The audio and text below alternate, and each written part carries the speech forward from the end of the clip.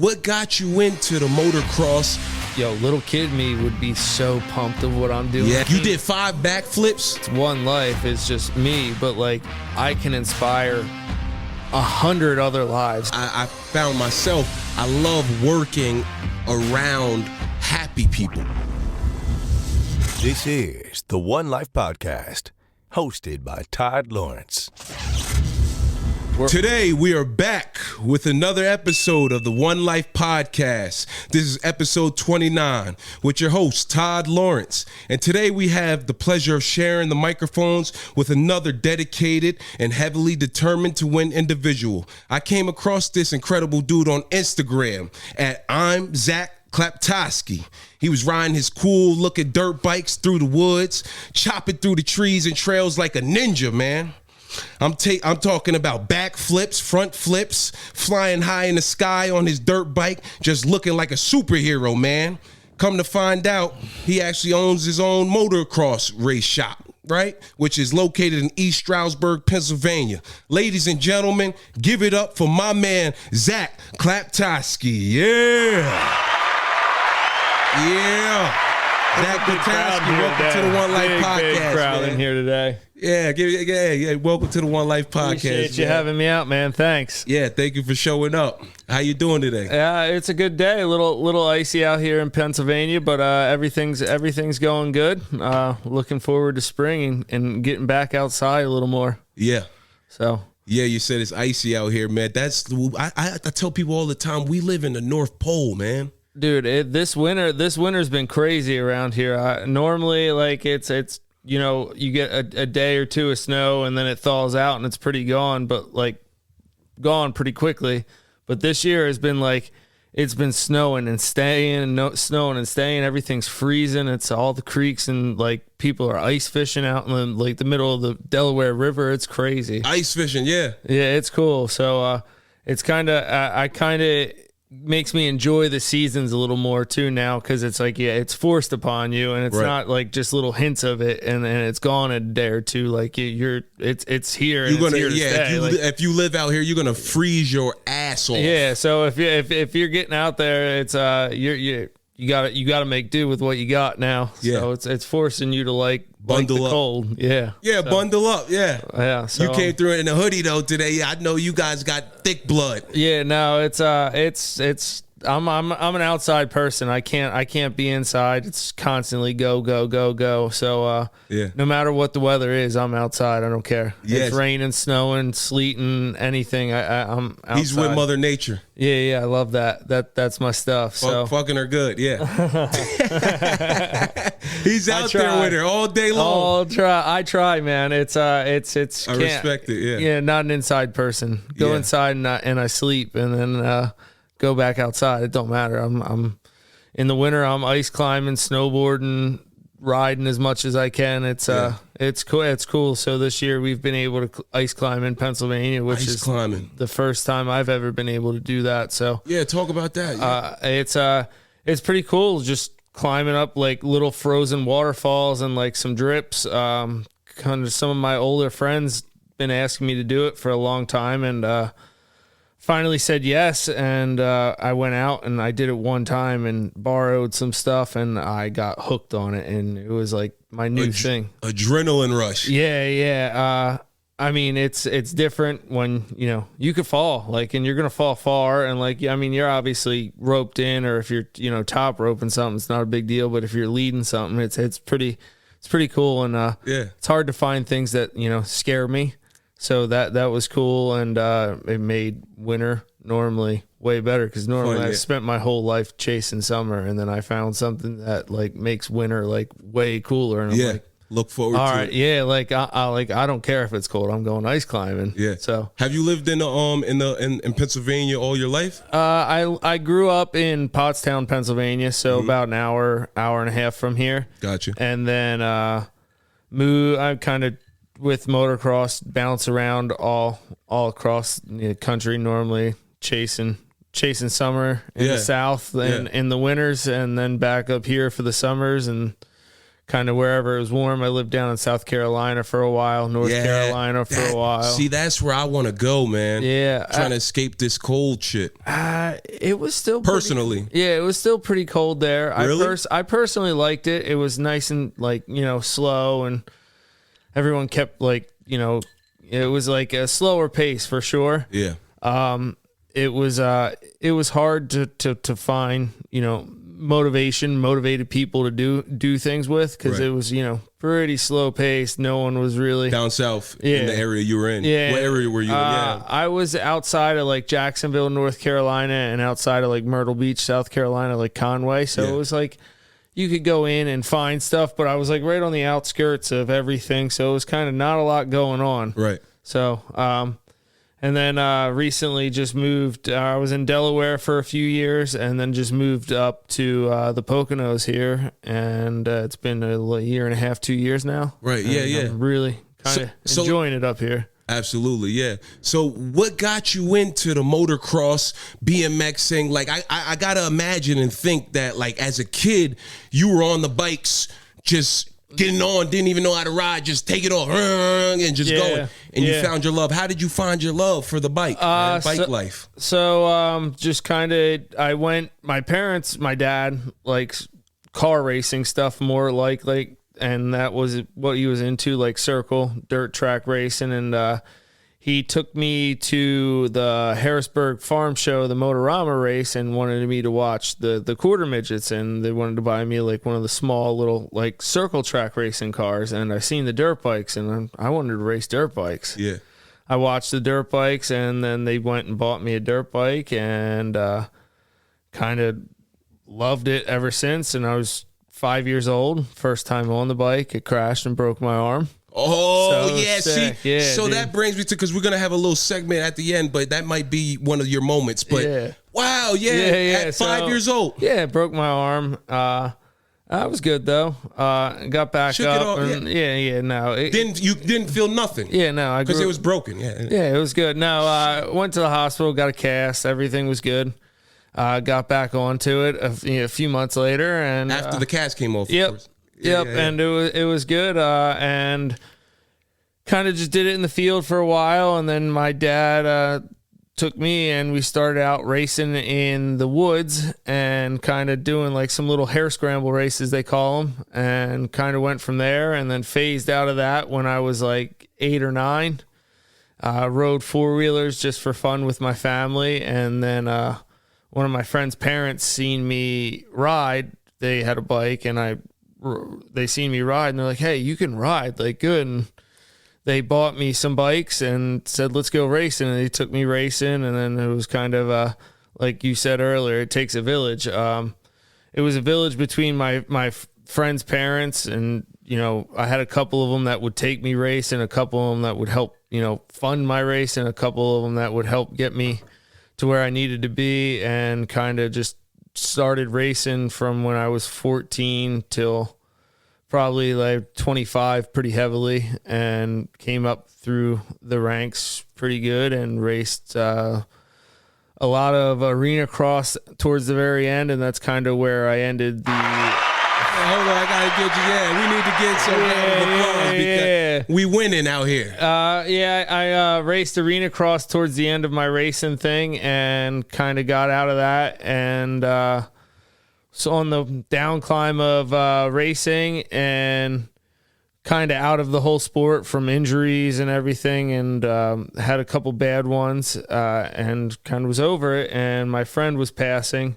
He was sick with leukemia, and he wanted me, to keep racing and keep his number out on the track. So Yeah. kind of just What was his number? 278. Shout out number 278. Yeah, Fly high, baby. Yeah, that's my buddy Jake Weeks there. So he passed away at a young age from some crazy leukemia thing, and kind of just kept at it. I went and I bought him a brand new bike, and put his graphics and name and number on it, and set it next to his bed. Motivation, for like a month and a half, 2 months, and then he passed, and I took the bike and I just started racing again, and joined something that was called the Bowl Cut Academy on like shout out the Bowl Cut Academy. Yeah. It was on Instagram. It was like a thing to get into like a Nitro Circus event. Right. And later on, the Bowl Cut Academy got canceled because bowl cuts are apparently inherently racist.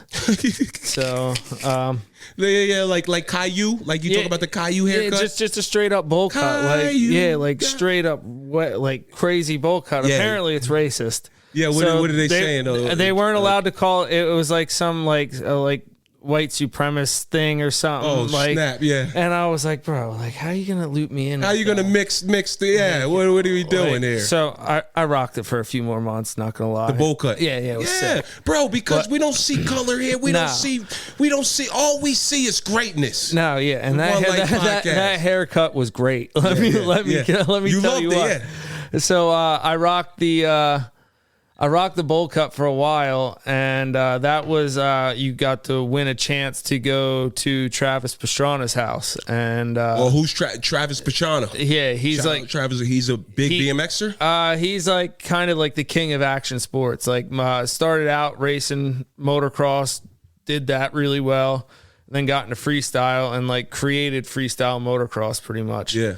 So after he created freestyle motocross and he did that and he was getting older, got into like racing rally cars and has been racing rally cars for ever since. But whatever the guy does, he does it beyond like perfection and to the next level. So is he one of your inspirations? Oh yeah, it's like huge inspiration right there. Probably every kid who's ever ridden a dirt bike is, especially around my age or younger, and are still today. And he's an inspiration to everyone. So it's cool to it was cool to win a spot to go there and experience like the pit bike race. And it was I think it was Pit Viper put on the first pit bike race. Pit Viper? Yeah, like the sunglasses. Yeah. So they put on like a pit bike race there, and it was like the first one. And I did good. I won the industry cup class, and I fit in pretty well.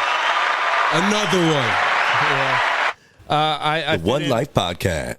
I had to throw it in there. That's awesome. Another one. I ended up doing that, and I guess the shoe fit. I lived kind of close, so I kept going back and got some cool opportunities with those guys to help out with some big stunts and big events and build stuff for them and do a little bit of traveling here and there. So that was still blows my mind that that's a real thing. Like, right, yeah, like chasing your dreams. Yeah, that's like, what that's a real thing. Yeah. 13 or 14 years Turning old, your dreams to reality. And like I found all my like Nitro Circus DVDs and like 199 Lives DVDs and all like my Travis Pastrana stuff, like from like when I was a kid. Like, and it's cool. Like I'm like, little kid me would be so pumped of what I'm doing right now, which is like the coolest thing ever. Yes. Like, like I'm literally living that little kid's dream. Like you're living your dream right now, baby. I would have knocked that thing over. My bad. Yeah, that was awkward. You good. But yeah, so it's cool to like, I'm literally living like 15-year-old Zak's dream. So it's cool to do that. And then along the lines, I've kind of mixed my way into running and building tracks and just traveling and doing events and all that. So yeah, man. I was in Delaware recently and got the opportunity to come up here and build the Back 9, which it was a track. Shout out Black 9 or Back 9? Back 9. Yep, Back 9. Like Back 9 motocross golf facility. Kind of thing. Yep. So and that is your motocross facility. Yeah, Back that's my track. I need me a hoodie, man. I'll get you one. And I'm gonna come ride too. I'm fucking. All right, you better come out. I never rode before yet. We'll get you. You're going. gonna teach me. We'll teach you. Zak Klaptosky. Let's go. Yeah, no, we do lessons and stuff at the track too. So we have people down at the beginning, which is the Dirt Bike Academy, and you start out on little like beginner pit bikes, and you learn from the very basic start of like how to start a bike, how to put it in gear, like what everything does. Yeah, I need to know. And they'll get you going and start there, and it comes with a bike rental for the day. Crazy cool thing to learn. You got military discount? Oh yeah, I'm sure. Yeah. Give me that 10%. We could definitely work something out for you there. And then you get up to the track. You got to have your own bike for the track right now. But you get up to the track, and we have open practices normally Wednesdays, Saturdays, and Sundays, and then I think normally Tuesdays and Thursdays we do like training. Yeah. So you can come bring your bike and we can do lessons, and like it's kind of a wide range of riders. Normally we kind of pair everyone up to make it work, but we really kind of strive to keep the next generation going and inspiring. And in on this, because it's kind of the whole outside action sports thing is kind of a dying thing. It's not easy. Yeah. It's not easy to do for, your average person or average family. Right. And it's a challenge to bring everybody out together at times. And to get people access to this is people who you have people who, can't get to the track cause it's far, or it's a whole thing so it's kind of a whole dying thing, and just to do it is pretty expensive. So Zak Klaptosky's out here keeping it alive. I'm trying to keep Back 9 motocross facility. Yeah. So I ended up building a track here, and it's 2 twins, and they're 13 now, going on 14.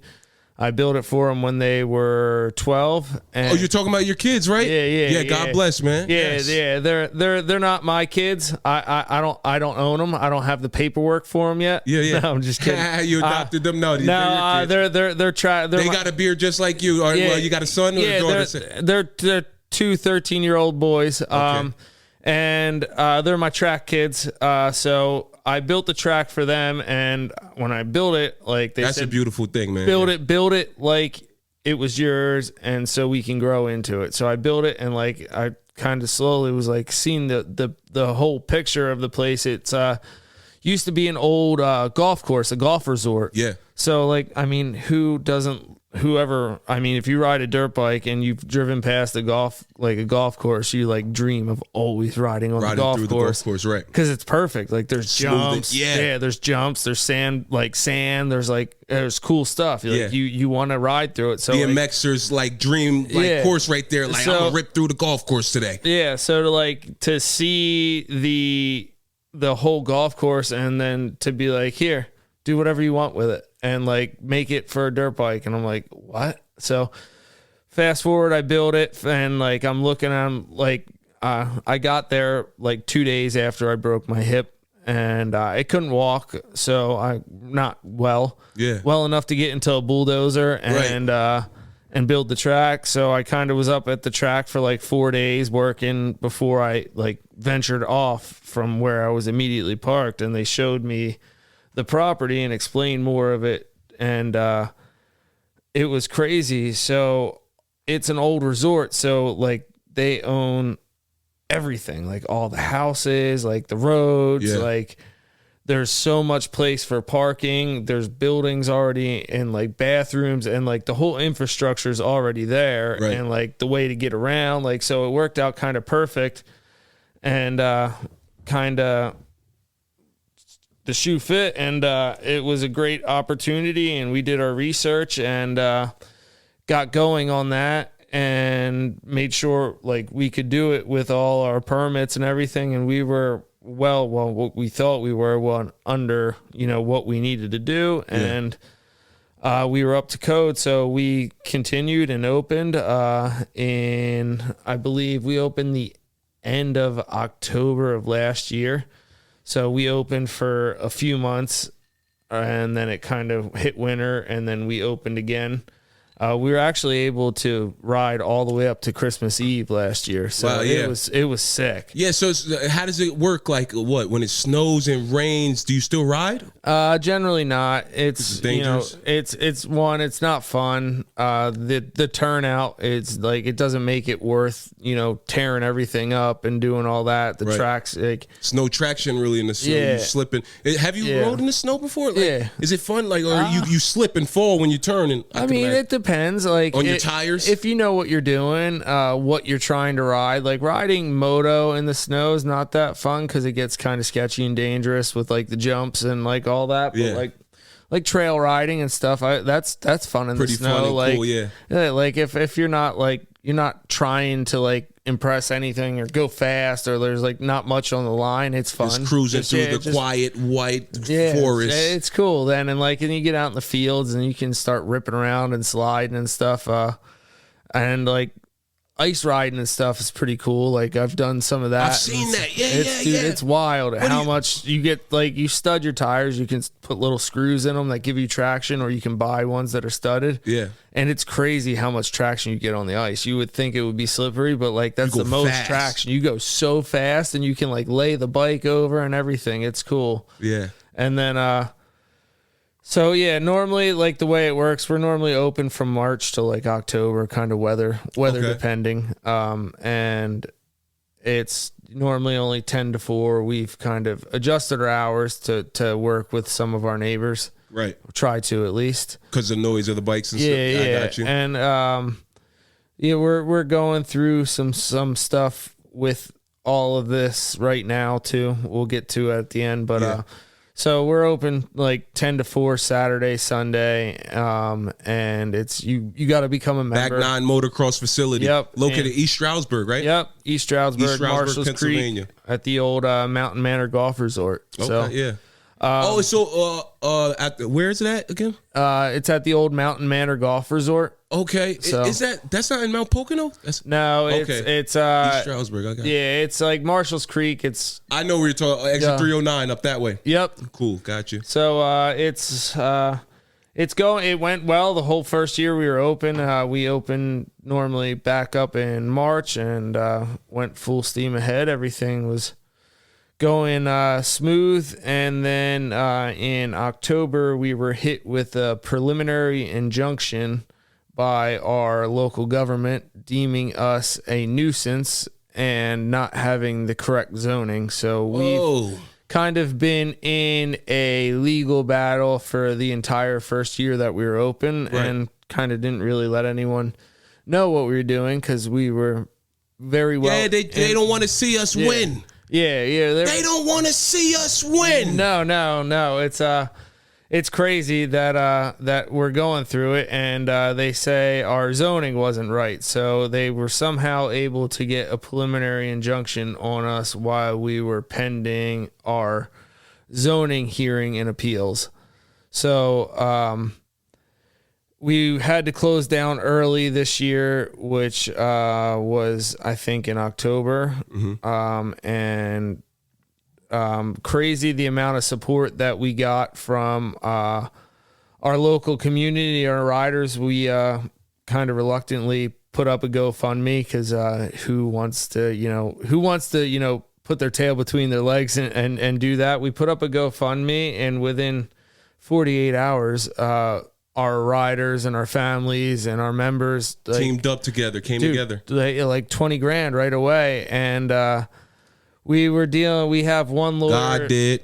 Yep. It was crazy. And that was kind of motivating because I thought it was kind of the end of the road. Like the track's closed, income's down. I dumped, $500,000 into this dream on the word that, this is, that this was allowed and they knew what we were doing, and them to just pull the carpet out halfway. Yeah.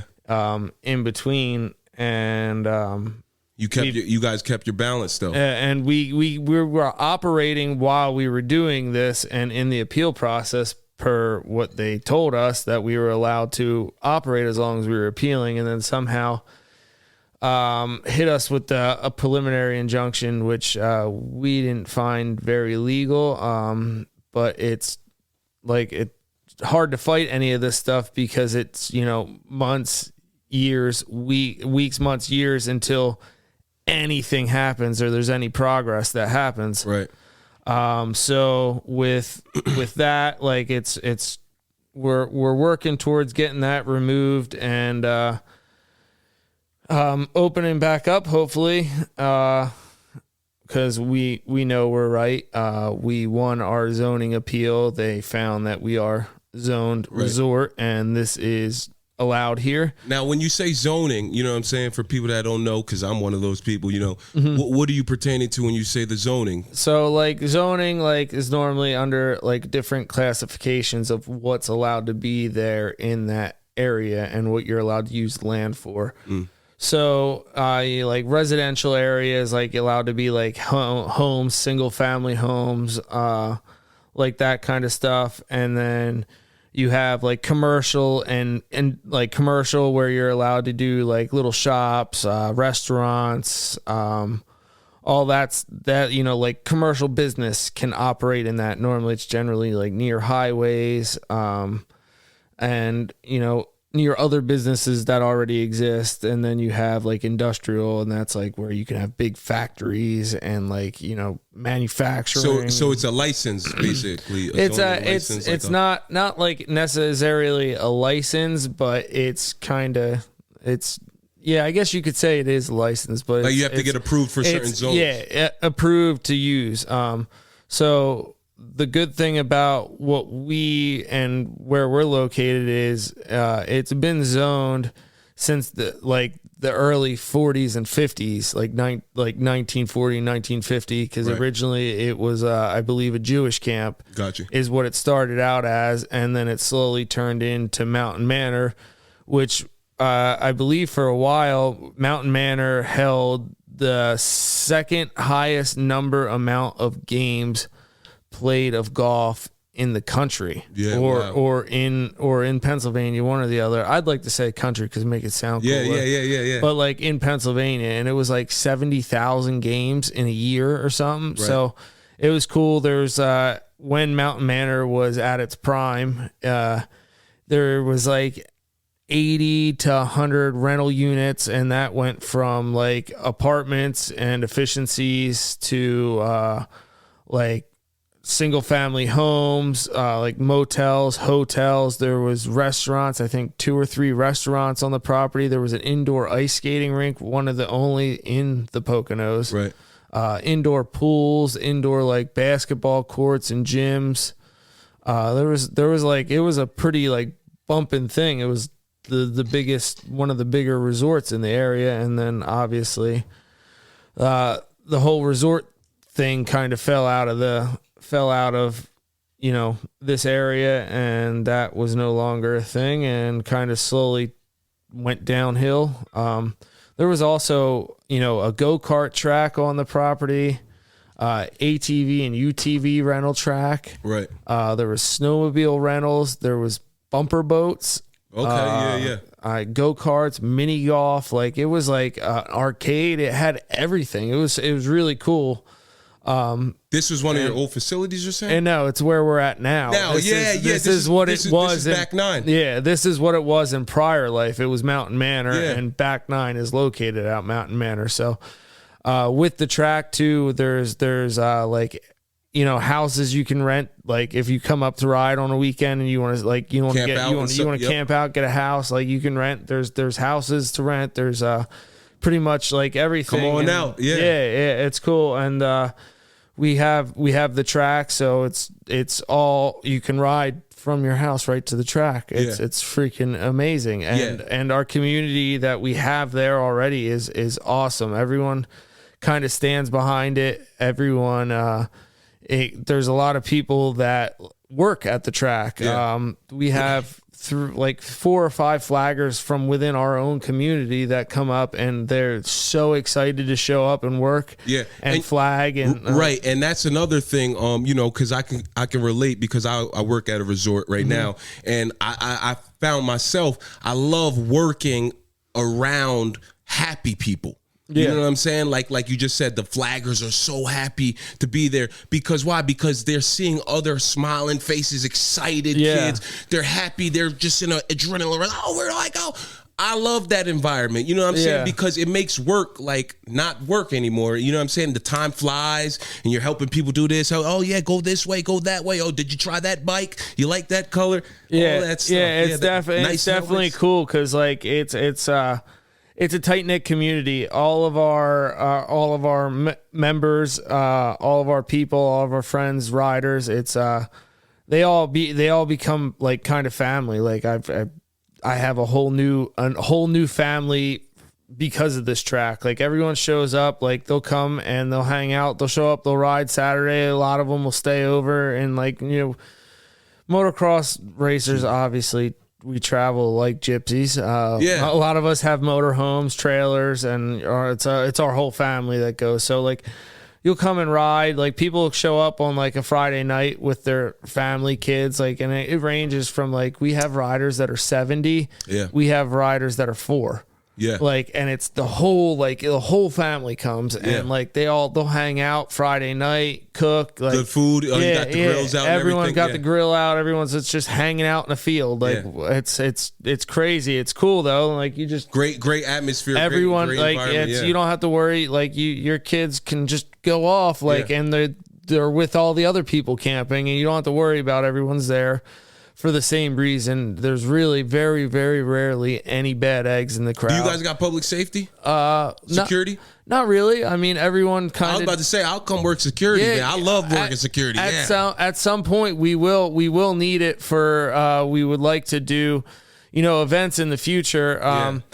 But if mostly it's hard to even need it because everyone pretty much polices themselves, like to the point because everyone's so happy to have the place to do it. And right, so everybody's looking out for each other. Everyone's looking out for each other themselves, like, because if like, and what we found out this year with us closing, like there's not many places to do it, and our family grew so quick and so tight, like so fast, and everyone's just dying to get back here that like we never really had any problems because no one wanted to lose it. And when you don't know what you got till it's gone. And we're there right now. So fingers crossed. We got the lawyers working. We're working. I've been head down for months about this, 3 months about this, between watching old tapes over and watching old tapes from other meetings and like researching and reaching out. It's been a whole thing too. So, and this whole time we've been like a registered nonprofit as well. Like, so when I kind of went into this, I set us up in the right way from the start to be a registered nonprofit as well. So we're a sports club too. So essentially we fit in. I'm not here to make money. I'm here to obviously I have bills to pay, but money's gonna come. You're just living out your dreams right now. I'm just trying to give a place and giving the dream to people to do it. Cause I'm the biggest critic of a track. So I won't open unless the track's perfect. Right. I put a lot of effort into the track. And the best part is I ride every single time we're open, cause I'm prepping the track like it's me going out there. Yeah. So you're not going to get you're guinea pigging the track. Yeah. You're checking it out there. Yeah, I know exactly what it is. I normally do the first lap of the day on the track, a lap around lunchtime, or laps around lunchtime, and laps at the end of the day. I normally try and go out 3 times a day. Okay. So you can't, And what are your hours of operation? I don't mean to cut in. 10 to 4. 10 to 4. Gotcha. So it's pretty quick, but if you get there at 10 to 4, we'll break it up per classes with age and skill level depending on how many people are there. Yeah. So you'll probably go out anywhere between like 6 to 10 times depending how it's split up. So you get plenty of riding in. Yeah. And it's safe. One of our biggest things is safety. So we split it up and keep everyone going, and 12 to 6 on Wednesdays, so people can ride when they're done work. Gotcha. And it's hard to find anywhere to ride during the week. Right. So we try and offer that. Back 9. Yeah, baby. Motocross facility. Come ride during the week, baby. And 12 to 6, right? Yep. On Wednesdays. Yep. And then 10 to 4 every other day, Monday through Friday? Nope. We're closed Mondays and we're closed Fridays. We're open Thursdays we have semi-private training lessons. Okay. We normally have a coach. We have a pool of like 4 or 5 coaches that we pull from, and we kind of circle our way through. Each one is really, really good. I'm one of them. Occasionally I fill in when I have to be. Yeah. I'm not the best, so obviously. No, you're the greatest, man. This is your dream come true. You done created this whole entire vision, man. Yeah, you are the best. I'm good. I'm good at the track stuff, and I know where I'm best at. So that's why I have people like Ian Kieran Strong come areas. And he comes in and he's really good with the kids, especially the younger kids. I have Frenchie. Frenchie's good with everyone. Yeah. He comes in and trains. We have Austin. We have Ronnie Stewart. We have some of the bigger classes like AJ Catanzaro and Moto Academy. Okay. So it's we generally do those on Tuesdays and Thursdays. We have a website. And what's the website? I think it's back9mx.com. Back9mx.com. Yep. Go check them out. And Instagram, obviously. When Instagram has kind of links to what's going on with a YouTube video of what's going on with the track. So if you want to know more about what's going on with the track, you can go there, click and watch the YouTube video. Yeah. We have links to how to purchase shirts and stuff. All the shirt money goes to lawyer fees and all that stuff. Yeah. We have the GoFundMe for which is for legal fees and everything. But we're hoping to get back open here and stay on track with our schedule and get open this spring. And that's right. And I'll be there. Joy. Yeah, I'll bring be joy one of back the first to everyone. ones there. You got to text me, let me know. Hey, next week we're open. I'm coming for lessons. Me and Jason probably. All right. Yeah, we're ready. for sure. Yeah, we're ready. We need you out there for a comedy show too. Yeah. Oh hell yeah, I'm there, bro. All right. I'm there 30 minutes early. Oh, you can come out, you can ride, you can work security, you can do comedy, you can do it all. Like it's all in house here. All right, We're gonna have you guys out. Say that, yeah. I'm gonna vlog my experience at Back 9. He's gonna be a full-time Back 9 Mountain Man entertainer now. Yeah. So it's cool too. Like there's a clubhouse. Like so while we're doing what we're doing, normally there's like other events going on. Like we had a car show this year. It was pretty cool. We had almost 200 cars show up.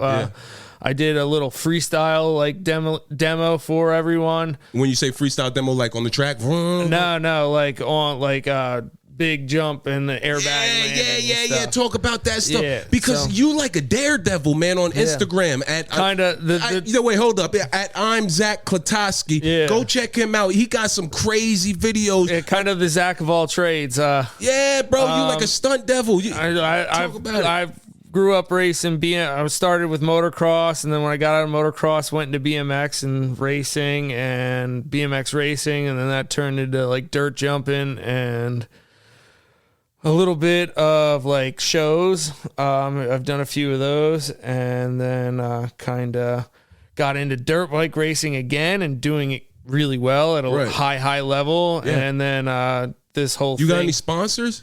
I got a few. Built to Last. Shout out Built to Last. I got Back 9 MX, obviously. I got Bulldog Realty. If you guys need a house, anything, they deal with all the rentals and leasing at Mountain Manor and Back 9. Actually, they're my landlord too. So okay, they help Bulldog Realty. Yep, they help me out. We got Adept, Wolf's Den Boxing. Shout out Wolf's Den Boxing. Yeah, I hosted one of their boxing shows. Yeah. They're keeping Adam and Leo. Shout out Adam and Leo. Yeah, they're keeping me in shape. So that's been a whole great new dude. thing. And you know Coach T, right? Yeah, I love Coach T. Shout out Coach T. Yeah, that's my guy. They're all cool over there. Yeah, Coach terrific. Yeah, and it's definitely motivating being over there. And those guys do it for the right cause too. They're doing it for the community and the people. Yeah. So it's a labor of love on all ends when you're chasing the dream. It's not about the money. It's about the experience. And those guys are doing it for the right reason too. Amen. Yeah.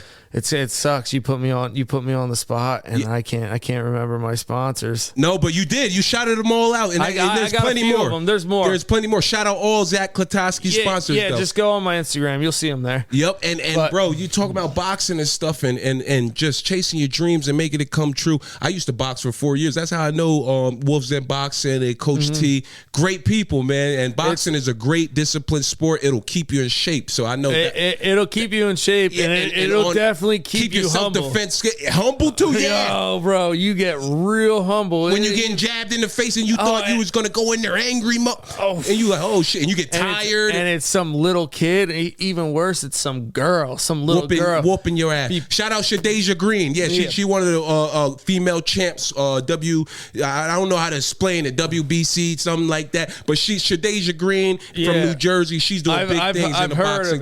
That's Coach Terrific's woman boxer, lady boxer. Yeah, it's cool. It's cool watching him work with people too, and he's so passionate. Yeah, and he gets you going. He puts a lot into it, and it's fun. He's a funny guy too. Yeah, good dude. Just Great man. Listening to him yell, it cracks me up. So 1, 2, drop 2. Yeah, and 1, 2, 3. Yeah, it just it's cool. So I'm glad to be a part of that, and it's all roads lead to here. Yeah, one life. So one life. You got one life, and you're living it up. You're on your way. You're actually there at your success, great success. You say you got your 2 kids.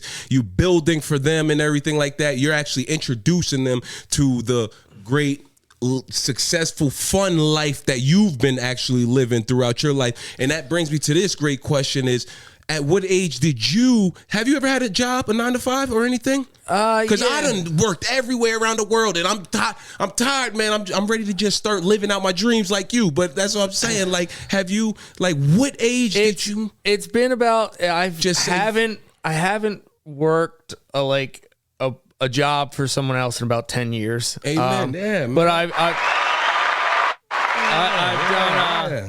I've done a little bit of everything. I started working when I was 13. I started working in a greenhouse, filling pots with dirt and fixing broken glass, and that was a fun experience. And then I went from there to work in landscaping, and I've worked all types of construction jobs, building houses, fixing roofs.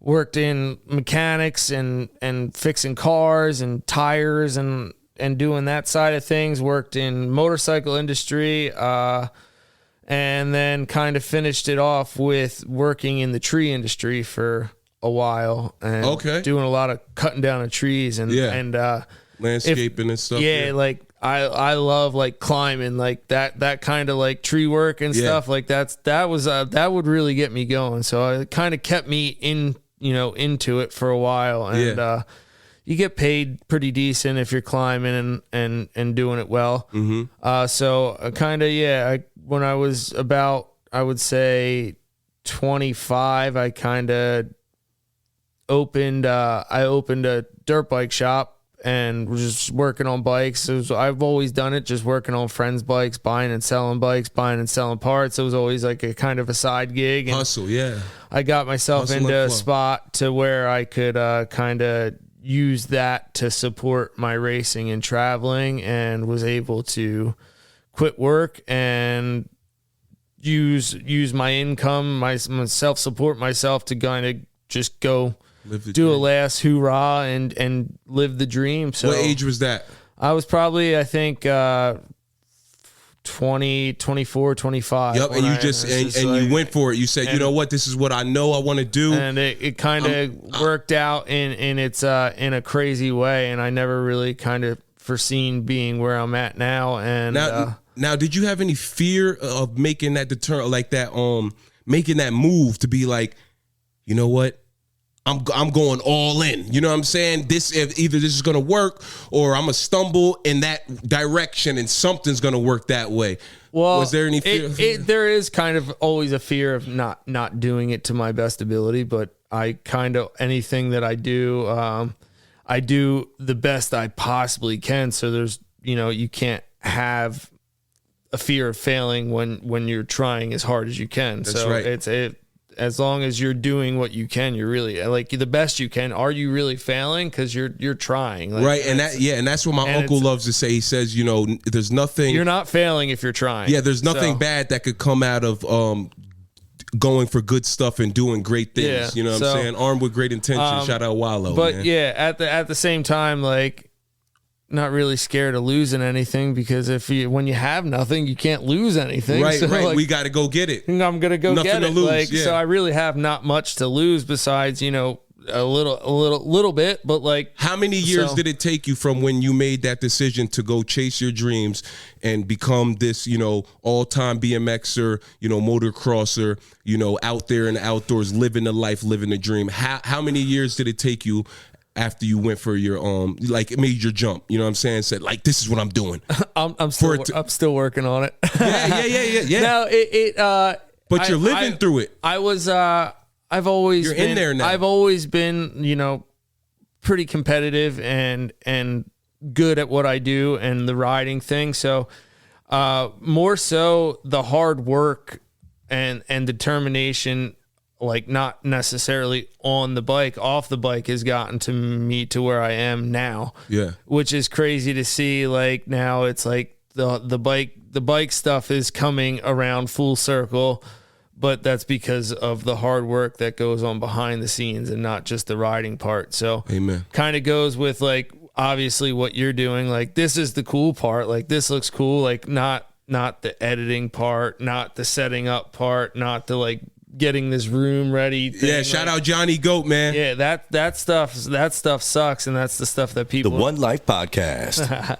That sucks. Like, when it's like, you know, that's the stuff people don't see. So a lot went into it to make it that, but like, I couldn't think of doing it any better way. And Amen. You know, for all the highs and the lows, like, Yeah. the lows were there for a reason, and I might, you know, you might be in one, you might not know you're in one, and then when you're in one, it might feel like you're never getting out. But then when you get out, it's like, holy shit, I did it, and I did it well, and I feel like That you know, feeling, yeah. the struggle is part of it, and if there wasn't a struggle, then would it be worth it? Because, like, no one wants to just. Like, I'm going to go be the best basketball player ever or something, and goes out and instantly does it. Like, Right. Is it fun then? Is it good if you just come out and you're that good? Like, Right. I think it's fun to come out and be the underdog, or like, yo, like, that's an eye-opening experience, and then level up. Leveling Yes. up's way cooler when Yes. you're like, you're giving Let yourself your future goals, evolve. like, Yeah. like, and it's not all at once, and you have to work for it. So I think, you know, hard work goes a lot farther than talent and Yeah. skill. And I guess there's always that saying, what is it? Hard work beats talent when talent doesn't work hard. There you go. So, Yep. I've had one of my friend's dads always say that to me. His name's Kerry Williams. He was a professional Shout baseball out Kerry player. Williams. Yeah. He was a professional baseball player. Hitting home runs, throwing And then strikeouts. was somehow just rode dirt bikes because he loved dirt bikes, and that was his thing. And he just happened to be really good at baseball, but loved dirt bikes. yeah. So he always, and he was like a coach. So he always had like these wise sayings too, like failure to prepare is preparing to fail, like things that like engraved in my head. And, Yep. so it definitely is like, it's cool. And the struggle's a part of it. And then Beauty in the struggle. Yeah. now I got the track kids too, like, and it's cool to like bring them up. And so I learned, oh, my bad. You good? I learned racing on my own and how to do it on my own, because my dad and mom were working, and my friend's parents were taking me, and Yep. Justin's parents took me everywhere. Jake's parents paid for it. It was Shout out great. Justin and Jake, man. Yeah, so they got me to where I needed to be, and it's cool to now have these kids who are coming up and obviously have the talent, and I'm teaching them the work the work that goes behind it and the work ethic with just not only, physical ability, like we get up every morning, we run 3 miles at 8 and then. Yeah, you running 3 miles. Yeah. Every morning. That's that boxing shit right there. Yeah. Yeah, that's what I used to do when I was boxing, running 3 miles. Yeah. Now I just do 10 minutes on the Stairmaster.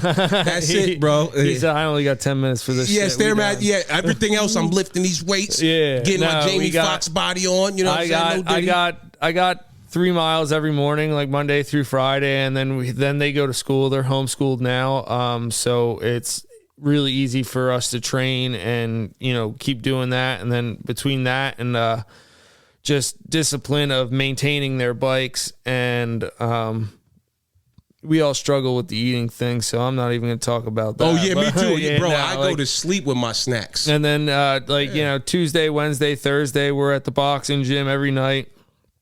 And then just trying to teach them you're only cheating yourself if you're not putting in the hardest amount of work you can. You gotta balance, yeah. So it's if you don't do the little things, the big picture becomes unobtainable. So that's right, yeah. It's cool to guide them and be able to guide them in there in that way and kind of show them the right way to do it. So they're 100%. not, it's not too late, and hopefully they can get to their goals and to the higher level sooner than later. So I'm hoping to have these kids racing pro by the time they're 17 or 18 too. That's amazing. So it's cool to see them come just in the past year or two. It's, stick with it. Stick with Zak Klaptosky, man. And, Black Non Motocross facility. Yeah, it's cool. So that it's amazing, man. You got a lot going on right now. Your journey has been great through this one life. A lot of success that you're seeing, you know what I'm saying? And like you said, through success, like getting to success, you're going to experience failure and stuff like that. So you got to embrace it, hit it head on, you know what I'm saying? Yeah, man, you've been doing a great job, man. And I thank you, like I said, for coming through to the show and sharing your story and your journey. You know what I'm saying? It's a beautiful thing because we need this. We need to motivate the world and inspire people to, go out there, find a hobby, go have fun with your one life that you live in. You know what I'm saying? Because you may find something that you like and love, and that could ultimately turn into your all-time career now. Well, and it's crazy because it's one life. It's just me, but I can inspire 100 other lives, and that's what the cool part about the whole motocross thing, and not only with the riding but with the track and the training and doing all that is I can inspire all the younger generation. I can inspire the older generation to get off their couch and get riding again and and stay healthy. It's cool. Amen. So it's cool to not only be the one life, my life. It's cool to reach out and touch a little bit of everyone else around me's life too. So, yeah, that's right. But that's what I'm saying. But even touching all their life, they all get to do this one time. Mm-hmm. So that's why you're inspiring them to just go do it with their one life. Yep, exactly. So if we can all inspire, because we only got one time to do it. Yeah, inspire each other too. It's hard. It's hard. Everyone's life's hard. So if you can, pat the person next to you on the back and get them going too, it only gets better for everyone. So I'm out here doing it for the people. Let's go. That's cool. Right. Yep. So it brings me to these two questions. We're about to wrap it up. We done been here for an hour. We got a lot going on today. And this has been a great episode, great interview, episode 29, man. So, Zak, this is something new I'm bringing to the podcast. What has been one of your greatest oh shit moments and one of your worst oh shit moments throughout your one life? Chasing this journey of success. Probably, I would say getting injured would be my biggest oh shit moment. Your worst oh shit moment.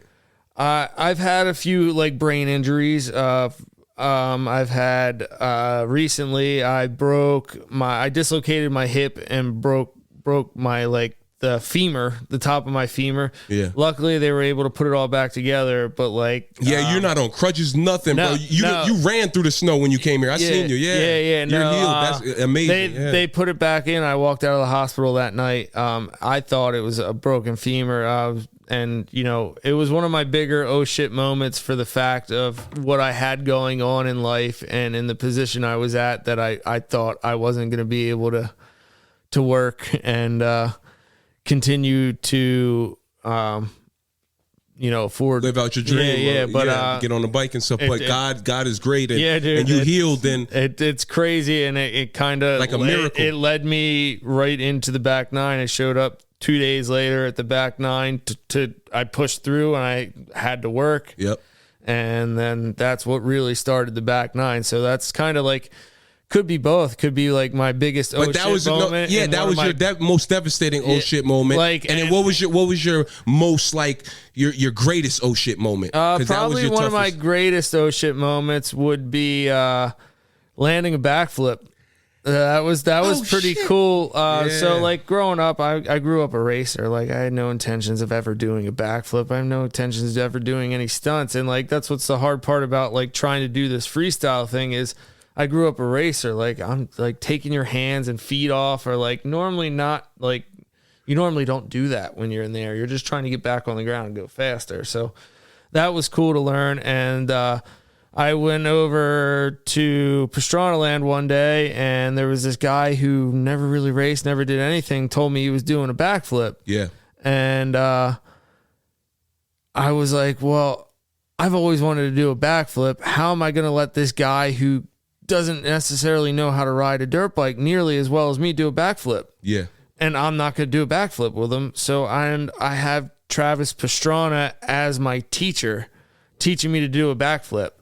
So I'd be dumb not to. So that was probably one of like my greatest moments is like I landed that backflip. Yeah, I did a few. I did 5 into the pit one day. You did 5 backflips? Yeah, well, into the foam pit. I seen that one on Instagram, but I didn't. You hit it 5. Not five consecutive. Oh, I'm about to say you must have stopped time or something. Zach, come on, whoa. No, the people are landing triple backflips now, which is absolutely insane. But I landed 5, not continuous, but like 5 backflips in a row, like 5 separate backflips in a row. Like I got this. I got this. Yeah. And I came back the next day. I did it in the morning. I landed them all perfect. And he's like, "Oh, you're ready to go to the back." And I was like, "And do it to dirt." And I was like, "Okay, Travis." Adrenaline rush. Travis said so. So I guess. And I went back, and the first one I bailed, didn't get hurt. The second one I fell over riding out of, and then I landed 3 more in a row. On the third one? The third one I landed, and then I landed 3 after that, and then I dislocated my hip. Oh, yeah. Dislocated my hip the next day. Yeah. Okay. Yeah. So. Yeah. But you live and you learn, and certain things come with certain sports and territories. Yep. So it's kind of the best and worst thing are all within the same week, but it all led me to here and where I'm at. So your battle scars. I can't complain. That's right. One life. Yeah. Amen. Yep. And one last question I love to ask all of my talented guests, all my great individuals that come on the One Life podcast, man. What is some great advice that you can give the audience out there watching, those out there chasing their dreams, out there trying to figure out something in their life? They're on their growth way up to their success. You know, what is some great advice that you can give them on their journey through this one life? If it's worth it, don't give up. If you really want it, and if you think it's worth it, don't give up. Because normally right when you give up is when the miracle is about to happen. Yeah. So don't quit before the miracle happens, because it's normally right there every time, and the most trying times lead to the best times. Amen. So don't give up. My man, Zak Klaptosky, don't give up, y'all. You had the One Life Podcast, episode 29. This was great, man. This was great. Appreciate you having me out, and I hope to see you out at the track soon. Oh, we're gonna have some fun together. You know what I'm saying? On the dirt. You know what I mean? Cool. No Diddy. You know what I mean? I'm gonna get on the. You said the Pee Wee bikes. What is it? The Peeble bike? The pit bikes. The pit bikes. That's the starter bike. Yeah, we'll get you on a little like 110 or 125. What is that about? Yeah, they're small. They're normally like big kids on little bikes. Like you kind of look like a clown on them sometimes. Like like it's a bear on a moped, but like it's easy to learn on. And then only has a couple gears or something? They have a clutch. It's 1 down, 4 up. So it's like riding a big bike. So it kind of gets you ready for the big bike, and it's small, so you don't feel out of control. Yeah, my little cousin, shout out my little cousin Jalen, man. He be riding the big bikes and stuff that now. Yeah, down south and stuff. Oh, okay, he comes out here though. Yeah, I'm gonna come. I'm gonna bring him to the awesome. track. Yeah, yep. Yeah, Drew too. Yeah. Shout out Drew, man. One life, man. Love you, dog. We gotta get a whole crew out, and this year's gonna be really cool, and I'm excited. I'm excited to get some new faces out there too, because it's more and more growing. Obviously, you've heard about us and found us, and I got invited to be on another podcast in the next couple of weeks. So people are starting to hear about it, and the success is rolling, baby. Yeah, it's been rolling within our community, but now it's getting outside of the motocross community, which is a tight knit thing. Like, so now it's growing to like a broader audience. So which is good for the sport, and it's good for me, and it's good for the community too. So amen. I just want a place where other people can, enjoy what we do. That's right. It's a hard thing to do. Keep doing great things, Zach, man. Hey, can you get the people like, how does this dirt bike sound? How does it sound? Rap. That's it right there. Come on, yeah, baby. That's the 2-stroke right there. Rap. Okay, that's the original. What's the 3-stroke? There's no 3-strokes, only 4-stroke. We skipped the 4, baby. What's the 4-stroke sound like? I ride the Febreze, somebody. I ride 4-strokes. They're like, bro, they're like deeper. It's hard. It's you can't really explain motocross with a 4-stroke. It's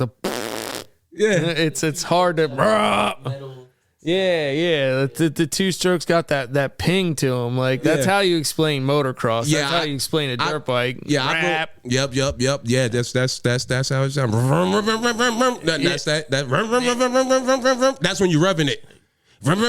Yeah, I drove a scooter before when I was down south, like the little sitting scooter. Yeah, I was at the family reunion. That's what it sounds my uncle had one of them things, and I was like, I could get on and drive. The whole family was eating food, so I went up the hill, and I drove it there. And when I got to the bottom of the hill, there was gravel, bro. And this is my first time driving a moped scooter. I didn't know nothing. You grabbed the front brake, huh? Yo, yeah. I was like, let me slow down. Boom, busted my ass, bro. Blood falling out of my head. He ran out of talent right in front of his whole family. I was trying to be cool. I was like, come with I passed them on the cool shit. But when I got down the block, I fell. I ended up, I came back walking the bike and shit. They was all like, wow, what's going on with him? Deer ran out in front of me. Yeah, actually could have been a moose or something. I don't know what it was. Bigfoot. Like, and I was a kid. He hit me. Yeah. He hit me. And I was a kid, so I was like, afraid when you see blood. I was about to pass out, bro. I had to sit in the that car. Hurts on the Hell hands. yeah, man. Stings. My mom had to put the AC on and shit. I thought I was about to die. Oh my. Yeah. And then she's like, here, come here. Let me put some alcohol on that. Yeah. And you're like, okay. Yeah, I ain't get back on that moped never again after that. You know what I'm saying? Yeah, but I'm coming down to ride the bikes down at Black 9 motocross facility. Hell yeah. Come see Zak Klaptosky, man. He's a great dude. He's doing big things out here. He just came and blessed y'all on the One Life podcast. This is episode 29. Zak Klaptosky, keep doing great things, man. Keep living it up on this One Life, and keep spreading the love and the great positivity around the world, man. You're doing great things. Hell yeah. Thanks Zak again, Klaptosky, guys. love, brother. See you soon. Yeah. Am I done? Yeah. Hell yeah. That was sick.